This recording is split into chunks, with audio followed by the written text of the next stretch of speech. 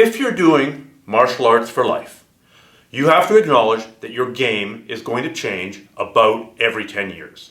This is an idea that I got from Dan Inosanto, who's somebody who you should definitely train with if you get the chance. The guy's an amazing reservoir of knowledge. And one of the things he said is that your game changes every decade. It's because your body changes.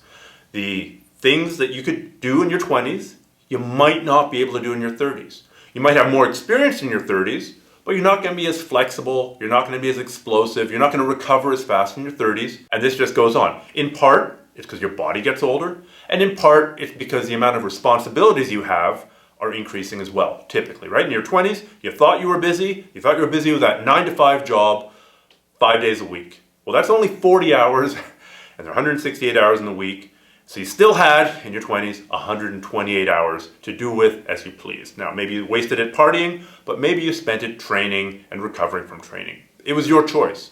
In your 30s and 40s, maybe you're married, maybe you got a couple of kids, maybe you got a mortgage, maybe you got car payments. Much less time can be spent on your training. You've got more experience, because you've been training longer, but it's harder to spend that time recovering, doing weight training to stay strong, doing cardio to keep your endurance up, stretching and doing yoga to stay flexible.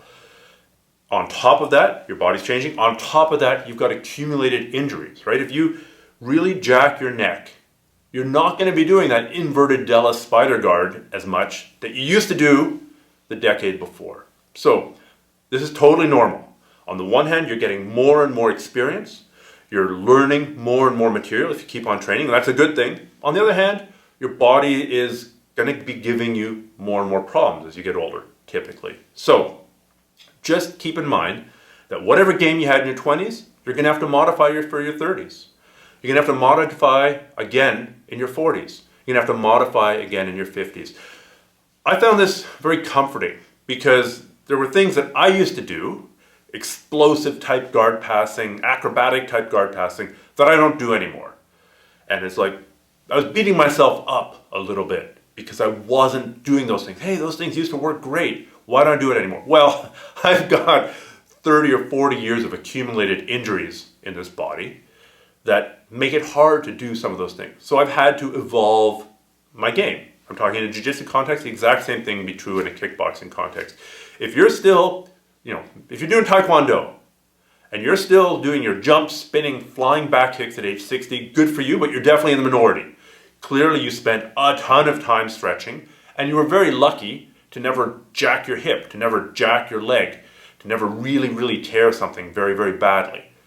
You'd really be in the minority if you're still doing the same kicking, the same flying kicks, the same kicking combinations in your 60s, 40 years after 40 years of Taekwondo that you were doing in your 20s. No, I'm guessing you're going to do a different game, much more based on timing, much more based on sneakiness. Brings me to a quote by Bill Wallace. There's always going to be somebody stronger than you, faster than you, more endurance than you, but there never has to be anyone sneakier than you. So maybe as we get older, we become less strong, we have less endurance, we have less flexibility. Hopefully we're accumulating a reservoir of sneakiness which can offset some of the natural decline or the natural changes in the body. Your game has to change every 10 years, and it's okay when it does. Give yourself a pass and just realize that you have to change your game. It's a good thing. Presumably, if you've been doing martial arts for a lifetime, you're going to be teaching in some capability in one form or another. And if you could only have one game, the game of your 20s, you're not going to be able to teach the older people. You're not going to be able to teach the people who are naturally less flexible. But having watched your own game evolve, you've now got a larger selection of techniques and approaches and strategies and tactics that you can convey out to your students. All right, take care and good luck with your training, no matter how old you are and how many times you've had to evolve your game.